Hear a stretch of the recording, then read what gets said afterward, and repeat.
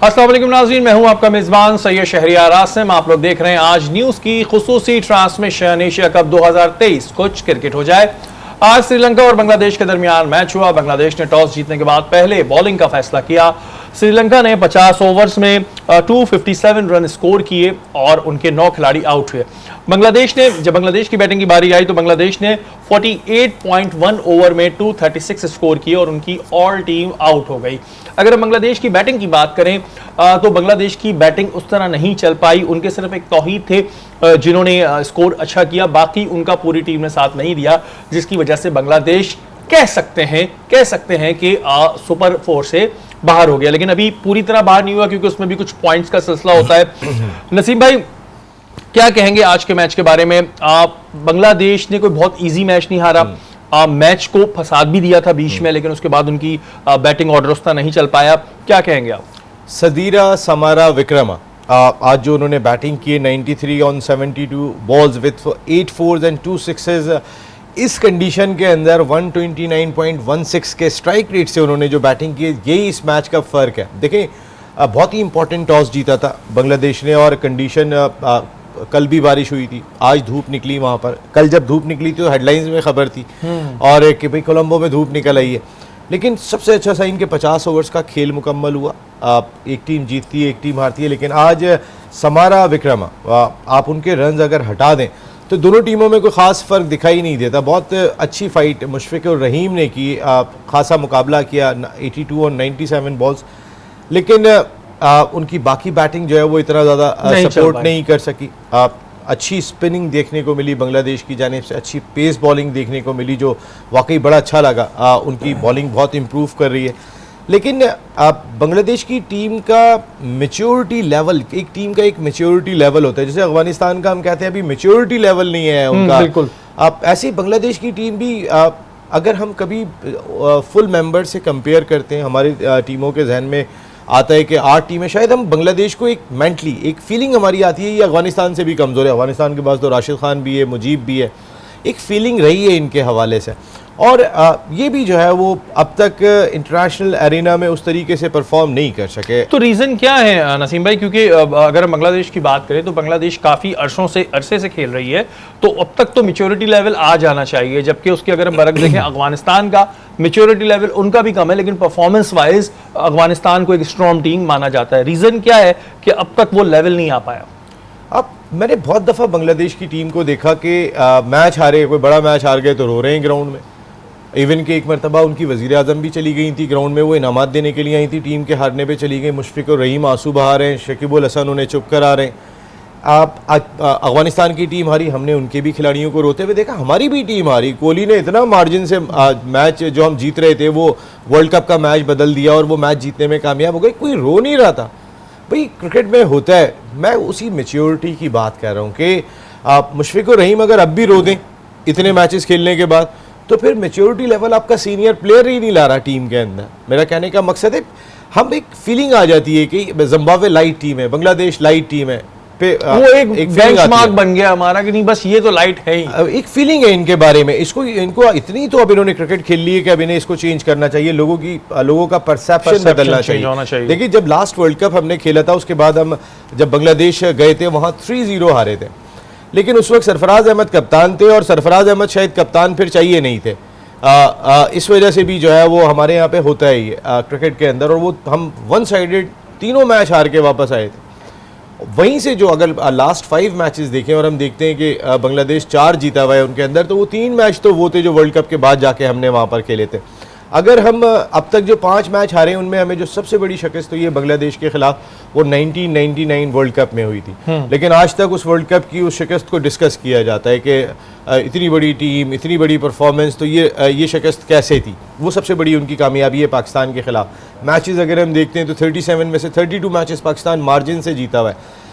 हम श्रीलंका जब नया मुल्क आया था तो शुरू में उनके खिलाफ जीते थे, लेकिन उन्होंने फिर रिकवर करना शुरू कर दिया था। वर्ल्ड चैंपियन रहे, उन्होंने काफी अपने टाइटल्स अगर 37 और 5 का रेशियो नहीं होना चाहिए मेरे ख्याल में, आप एटलीस्ट 30 और 10 का जरूर होना चाहिए। अब पाकिस्तान और बांग्लादेश के दरमियान अब इतने मैच्योर हो गए, इतने टाइम से खेल रहे हैं, तो अब तक मैच्योरिटी आ जानी चाहिए। आतिफ, जैसे मैंने अपने इंट्रोडक्शन में कहा कि अभी बांग्लादेश जो है वो पूरी तरह बाहर नहीं हुई है। क्या मैं सही हूँ या वाकई जो सुपर लीग है उससे बांग्लादेश बाहर हो चुकी है? जी, टूर्नामेंट जो है आपके सामने जिस तरह चल रहा है अभी, कह सकते हैं कि वैसे तो ऑलमोस्ट चांस इसके ख़त्म हो गए हैं, क्योंकि अब जो मैचेस जा रहे हैं आपके सामने बड़ी टीमों के मैचेस हैं सारे, अब उसमें कोई ना जो होगा हार जीत तो होनी है, लेकिन तो मेरे ख्याल से ऑलमोस्ट वो जो है वो एंड हो गया है। बांग्लादेश का एक आखिरी मैच बाकी है, वो अब टूर्नामेंट के बाकी मैचेस के ऊपर देखा जाएगा क्या सीन है।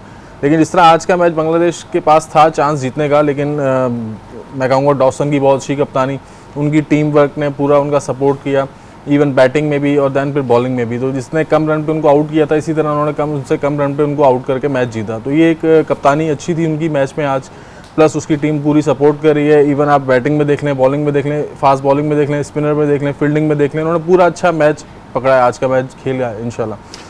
तो ये हम ये कह सकते हैं कि टेक्निकली चांस है, टेक्निकली चांस है। हाँ, टेक्निकली तो चांस है, बिल्कुल है। क्रिकेट में तो कुछ भी हो सकता है।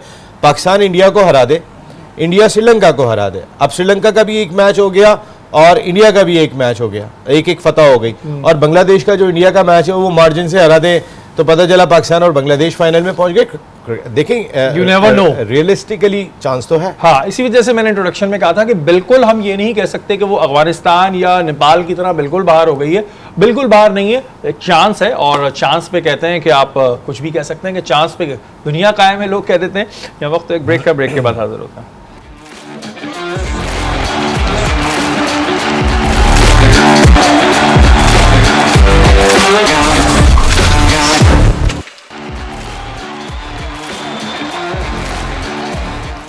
वेलकम बैक नाजरीन, आप लोग देख रहे हैं एशिया कप की खुसूसी ट्रांसमिशन कुछ क्रिकेट हो जाए।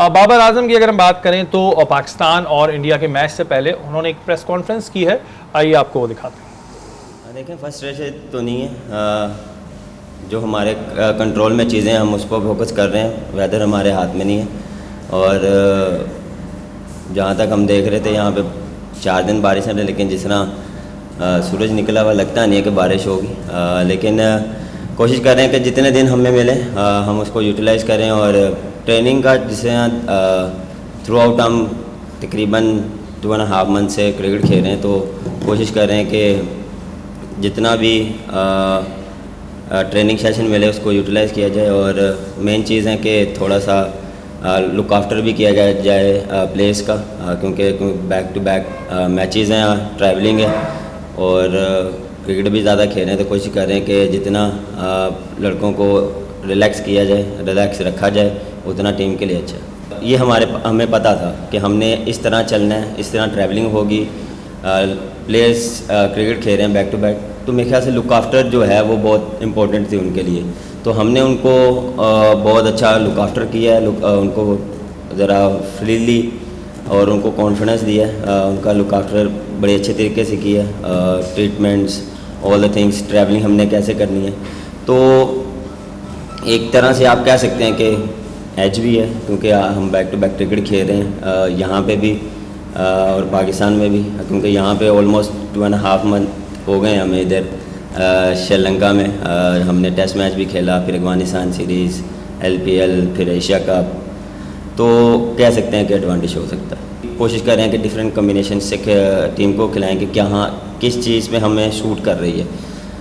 मिडल ओवर्स में हमें विकेट ज़रूरत होती है, लेकिन मेरे ख्याल से वह हमें मिल नहीं रही। लेकिन आप देखें कि जितने भी मैचेस हैं कि फिनिश बहुत अच्छा कर रहे हैं हम एंड के ओवर्स, और एंड में जो हमारे फास्ट बॉलर जी बहुत अच्छी बॉलिंग कर रहे हैं और स्टार्ट में भी अच्छा कर रहे हैं। तो मेरे ख्याल से ये टीम परफॉर्मेंस होती है और टीम टुगेदर खेलते हैं। ये नहीं कि ऊपर वाले करेंगे तो नीचे आके मिडल ओवर्स में, जिस तरह देखें इफ्तिखार ने लास्ट मैच में आखिरी कोई 30 ओवरों के बाद उसको बॉलिंग मिली, लेकिन उसने बहुत अच्छी बॉलिंग की, वो उन्होंने वहाँ पे स्ट्रिक किया। तो ये छोटी छोटी चीज़ें जो है वो मैटर करती हैं, और एज अ टीम हम कोशिश करते हैं कि जितना प्लेयर्स को यूटिलाइज़ किया जाए अच्छा। जी, ये थे पाकिस्तान क्रिकेट टीम के कैप्टन बाबर आजम। इनका कहना है कि वेदर हमारे हाथ में नहीं है बिल्कुल, और अभी तक की पूरी उम्मीद है कि बारिश जो है वो नहीं होगी, लेकिन 90% जो चांस है वो बारिश का है। नसीम भाई, पहले तो ये मुझे बताएं कि कल क्या लगता है, मैच होगा भी या नहीं होगा? देखिए, आज 80% बारिश थी और बारिश नहीं हुई, पूरे 50 ओवर्स का खेल हुआ। एशिया कप के लिए सबसे बड़ी खबर, क्रिकेट फैंस के लिए सबसे बड़ी खबर, कोलंबो में जाने के बाद जो सूरत हाल हो गई थी, तो मैच हुआ जो पूरे 50 ओवर का मैच हुआ, जो हम एक्सपेक्ट ही नहीं कर रहे थे। बिल्कुल। जो प्रेडिक्शन आइंदा एक हफ्ते की चल रही थी 80%, 90%, 100%, कल 90% है। और पाले किले में जब पाकिस्तान और इंडिया का मैच हुआ तो उस वक्त 60% बारिश की प्रेडिक्शन थी, और वो एक इनिंग हुई थी और दूसरी इनिंग नहीं हो सकी थी।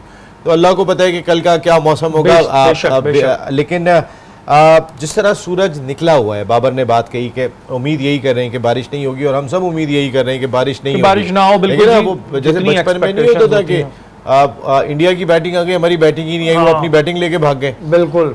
इस दफ़ा भी एक इनिंग हुई, तो कहीं हम बाद में ये नहीं कह रहे हो कि देखें भाई अब पहले हमें बैटिंग करा दो।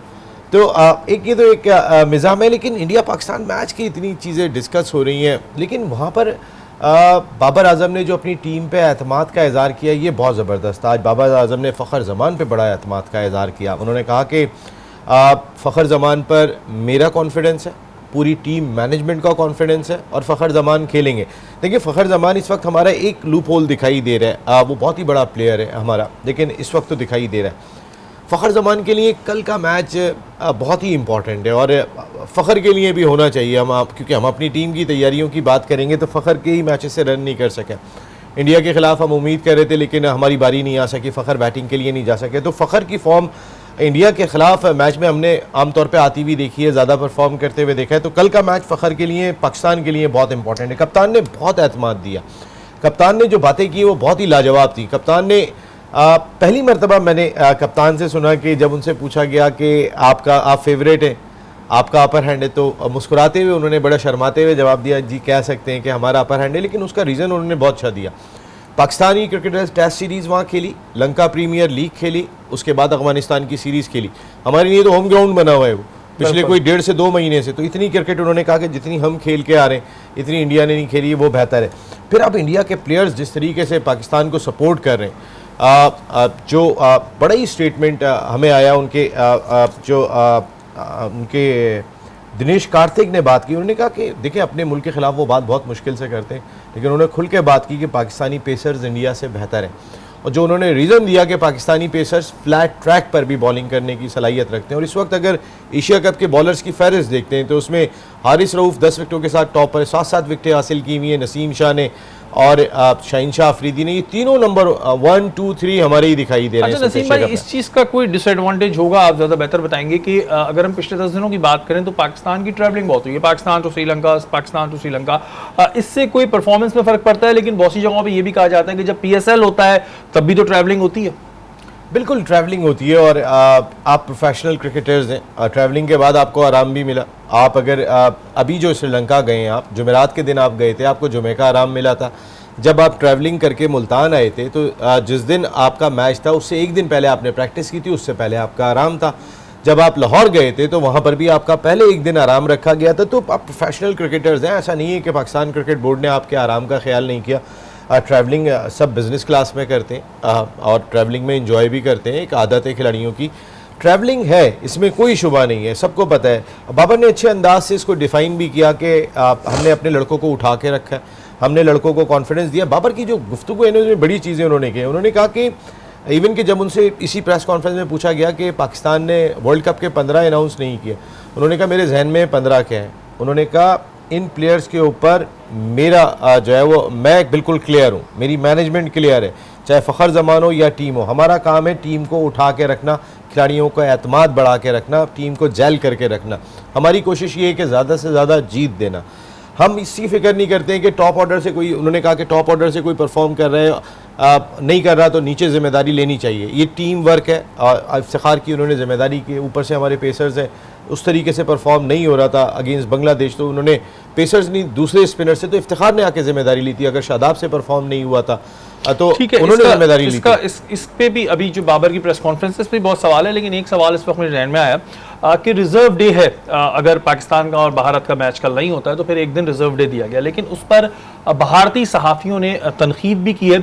खुल के वो शायद BCCI को नहीं बोल पा रहे होंगे अपने, क्योंकि उनके अपने भी मामलात होते हैं कि फिर श्रीलंका और बांग्लादेश के साथ ये ज़्यादती की की गई थी, क्योंकि टीम तो सब बराबर होती है। इसको आप किस तरह देखते हैं कि वहाँ के जो सहाफ़ी हैं उनको भी समझ आ रहा है कि जी इस वक्त बड़ी ज़्यादतियाँ हो रही हैं, बहुत ज़्यादा मनमानी का सिस्टम चल रहा है, लेकिन उस तरह खुल के नहीं बोल पा रहे क्योंकि उनके अपने भी शायद कुछ स्टेक होंगे। देखिए, ये सबसे ज़्यादा पाकिस्तान का फ्रूटफुल पॉइंट है कि एक एग्जांपल मैं आपको देता हूँ। इंडिया में मैं उनकी एक रिपोर्ट देख रहा था हिंदुस्तान टाइम्स की, जिसमें उन्होंने दी थी कि पाकिस्तान और इंडिया का मैच जो 14 अक्टूबर को खेला जाएगा वर्ल्ड कप का अहमदाबाद में, उसके ब्लैक में टिकट 40 लाख रुपए का हो गया है एक टिकट, पाकिस्तान इंडिया के मैच का। और इंडिया जो बात करता है अगर पाकिस्तान नहीं खेलेगा तो उनसे खेल लेंगे, उनसे खेल लेंगे। ऑस्ट्रेलिया जो तगड़ी टीम करार दी जाती है, उनका टिकट ब्लैक में 9 लाख रुपए का है। इंग्लैंड की टीम इतनी तगड़ी मानी जाती है, उनका इंडिया और उस मैच का ब्लैक में जो टिकट मिल रहा है वो 2 लाख रुपए का। ये हिंदुस्तान टाइम्स की रिपोर्ट है। एक टिकट की बात एक टिकट। और पाकिस्तान 40 लाख, ऑस्ट्रेलिया 9 लाख, इंग्लैंड 2 लाख। तो अब इंडिया को खुद सोचना चाहिए, ये इंटरनेशनल क्रिकेट कम्युनिटी को सोचना चाहिए। और जो ये किया गया, देखें वेंकटेश प्रसाद ने, मैं सहाफ़ी तो छोड़ें, वेंकटेश प्रसाद जो उनके फॉर्मर टेस्ट फास्ट बॉलर हैं, उन्होंने तो जो अल्फाज इस्तेमाल किए, उनके अल्फाज थे शेमलेसनेस, उनका कहता है mockery from Asian cricket council officials. कौन है वो? जय शाह हैं और कौन है उनके सरबराह? उन्होंने कहा अनएथिकल। बाकी टीम, आपने मकसद एक ब्रैकेट बना दिया और ब्रैकेट आपने अपने मतलब का बनाया। आपको पता है कि स्पॉन्सर्स हो, ब्रॉडकास्टर्स हो, उनकी जितनी भी आमदनी जुड़ी हुई है, जितने स्टेक्स जुड़े हुए हैं, वो पाकिस्तान इंडिया मैच से ज़्यादा जुड़े हुए हैं। उन्होंने बाकी मैचों की परवाही नहीं की, उन्होंने पाकिस्तान इंडिया का मैच रख के एक तरीके से ये पैगाम दिया, श्रीलंका बांग्लादेश अभी आपकी वो वैल्यू नहीं है। आप ये तो नहीं कर सकते, और ये बिल्कुल गलत है, एथिकली बिल्कुल गलत है। और मेरे ख्याल में जितना ये एशिया कप मजाक बना है बिकॉज ऑफ जेशा, आने वाले वक्त में शायद कहीं एशिया कप पे सवालात ना हो जाए। देखिए ना, अब वो जो एक बात उन्होंने कही थी कि अगर इंडिया और श्रीलंका का मैच, पाकिस्तान अगर फाइनल में चला जाता है, इंडिया पाकिस्तान के मैच में टॉस होगा, यानी एशिया कप के मैचेस टॉस पे डिसाइड होंगे। इससे बड़ा मजाक हो नहीं सकता। ये तो जो इस वक्त में एशिया कप की बात चल रही है, जहां देखो मजाक सामने आ रहा है, और ये जय शाह साहब की अपनी हरकतों की वजह से हो रहा है। उनके सहाफ़ी भी ज़ाहिर है बहुत से उनके अपने स्टेक होते हैं, तो इस तरह खुल के नहीं बोल पा रहे, लेकिन बोल रहे हैं कि ये सब क्या है। फिर आपने रिजर्व डे में जो है बांग्लादेश श्रीलंका के साथ एक ज़्यादती की, एक बड़ा सवालिया निशान है। लेकिन वहाँ की जो क्रिकेट बोर्ड है श्रीलंका की, बांग्लादेश की, उन्हें इस चीज़ पे सवाल उठाना चाहिए, लेकिन वो भी उस तरह सवाल नहीं उठा पा रहे हैं। ऐसे बहुत सारे सवाल जन्म ले रहे हैं। तो जय शाह साहब, आप देखिए कि आप क्या कर रहे हैं। वक्त तो एक ब्रेक का, ब्रेक के बाद हाजिर होता है।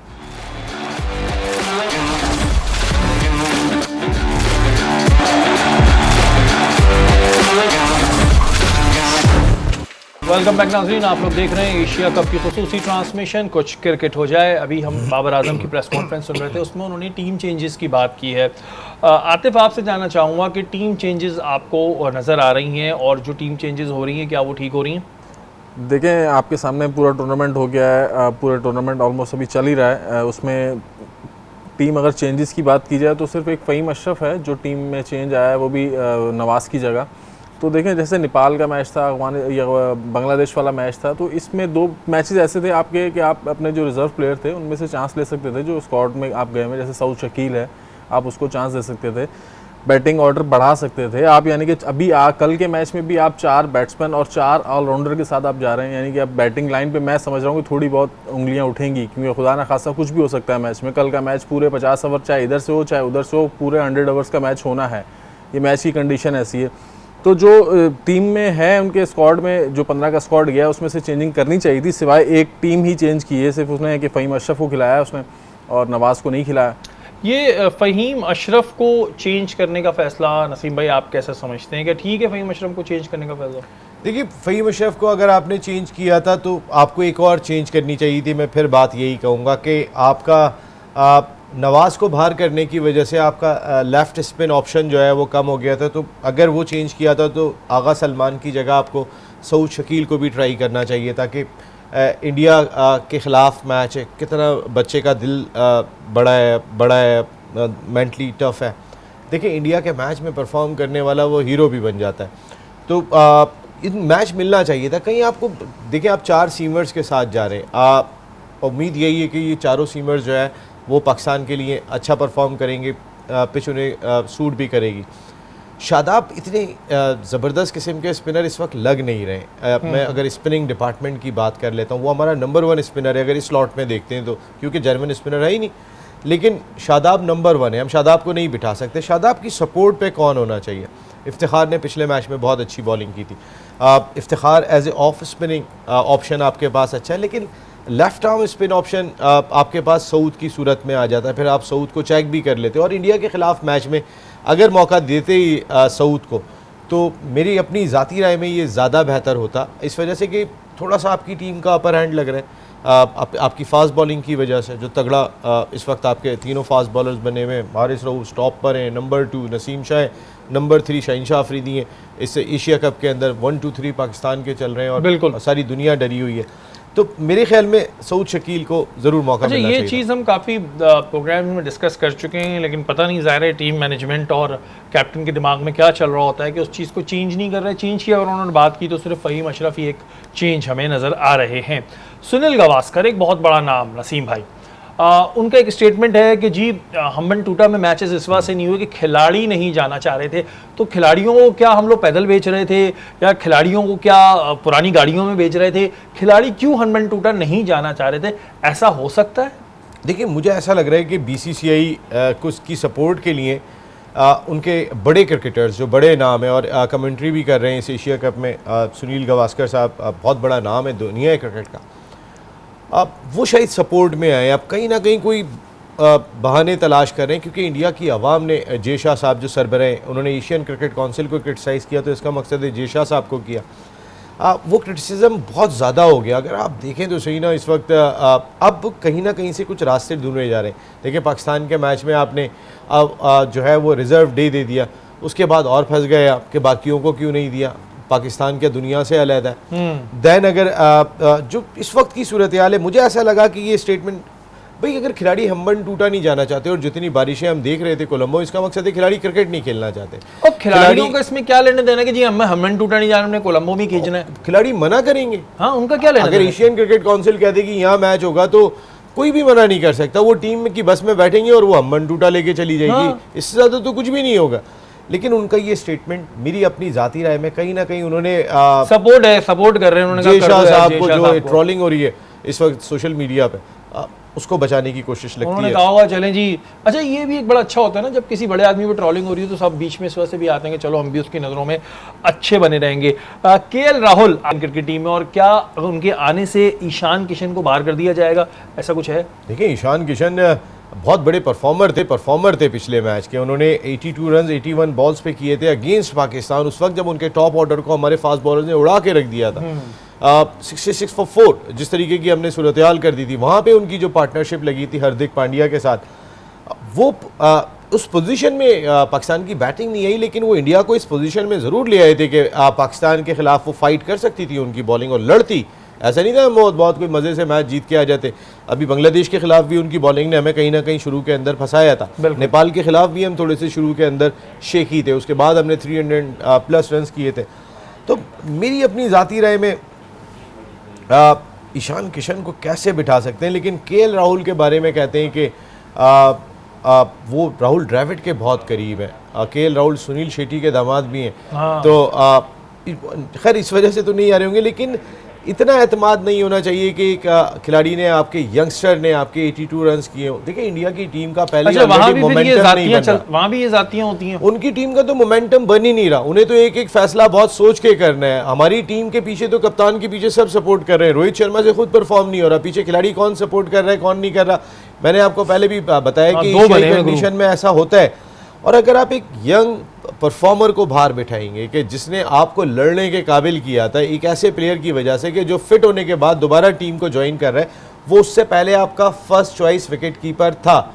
अगर ईशान पंत होते तो वो आपके फर्स्ट चॉइस विकेट कीपर थे, लेकिन आप केएल राहुल के आने के बाद ईशान किशन को बिठा के केएल राहुल को खिलाएं, मेरे ख्याल है इंडिया के ड्रेसिंग रूम को और मजीद ख़राब करेगा। बिल्कुल जी, ये तमाम चीज़ें जो होती हैं ये बड़ी इंपॉर्टेंट होती हैं और इसी वजह से हम पूछ भी लेते हैं ताकि इंडिया पाकिस्तान या कोई भी क्रिकेट टीम हो उसको आसानी हो जाए, कोई गलत फैसला ना हो जाए। कल बात हो रही है इंडिया पाकिस्तान के मैच की, हम उम्मीद करते हैं कि बारिश ना हो। पाकिस्तान को फेवरेट टीम कहा जा रहा है, आतिफ पाकिस्तान को फेवरेट टीम कहा जा रहा है, आप क्या देख रहे हैं कल कौन जीतेगा एज अ पाकिस्तान? पाकिस्तानी तो आप यही कहेंगे कि जी पाकिस्तान जीतेगा। अगर पाकिस्तान फेवरेट टीम है तो क्यों है? नहीं, एज अ पाकिस्तानी तो ठीक कहा आपने, मैं पाकिस्तान की कहूँगा, लेकिन अगर वैसे देखा जाए तो एज है पाकिस्तान के पास, क्योंकि उनका बॉलिंग अटैक माशाल्लाह पूरे ऑल ओवर वर्ल्ड में अभी छाया हुआ है और माशाल्लाह परफॉर्म कर रहा है। सबको नज़र आ रहा है कि इंडियन खुद कह रहे हैं कि हमारे पास सिर्फ एक 140 प्लस का बॉलर है, उनके पास तीनों बॉलर जो है 140 के हैं। जब इतने बड़ी बॉलिंग अटैक हो, बैटर आजम हमारे पास हो और टीम माशाल्लाह एक जगह होकर खेल रही हो, टीम सपोर्ट भी कर रही है बाबर को, तो क्यों ना हम लोग जीतेंगे इंशाल्लाह। बिल्कुल इंशाल्लाह।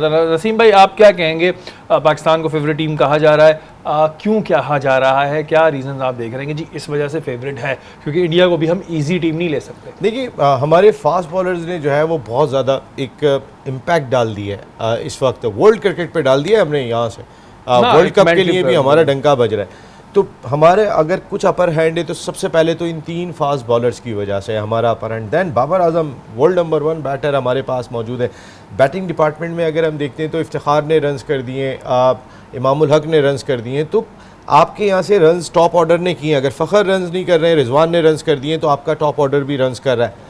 फिर सबसे बड़ी चीज़ ये कि ड्रेसिंग रूम का माहौल, जिसको मैं बार बार कहता हूँ, जिस टीम का ड्रेसिंग रूम का माहौल अच्छा होता है, खिलाड़ी एक दूसरे को बैक कर रहे होते हैं। और बाबर की आज प्रेस कॉन्फ्रेंस देखें कि हमारा काम इकट्ठे होकर रहना है, हमारा काम जो है वो जेल होकर रहना है, हमें टीम के रिजल्ट की बात करते हैं, हम इंडिविजुअल परफॉर्मर को देख ही नहीं रहे।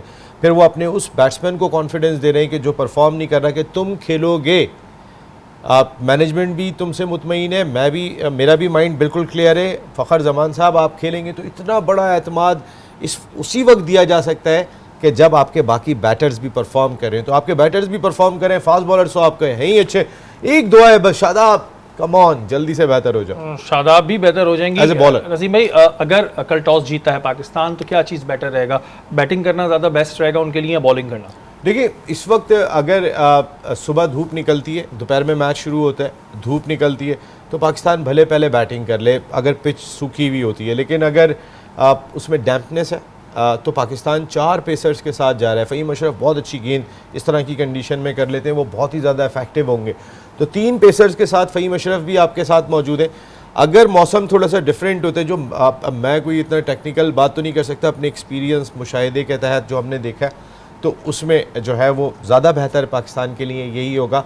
अगर बारिश का माहौल है, अगर आलूद कंडीशन है तो बॉलिंग कर लें, अगर धूप निकली हुई है तो अपने बैटर्स को मौका दें, फ़खर को कॉन्फिडेंस दें। बिल्कुल जी, बैटिंग भी हमारी इस तरह जो है वो चेक भी हो जाएगी इंडिया पाकिस्तान के खिलाफ, क्योंकि पहले बॉलिंग तो हो चुकी है। कल इंडिया पाकिस्तान का मैच है और कल हम दोपहर 1 से 3 भी इंशाल्लाह आपको अपनी ट्रांसमिशन जो हम आपके लिए लेकर आएंगे। उसके अलावा सोशल मीडिया के तमाम सार्फिन का बहुत शुक्रिया अदा करूँगा कि वो उनकी तरफ से एक बहुत अच्छा फीडबैक जा रहा है। इसी तरह हमारी ट्रांसमिशन को देखते रहें।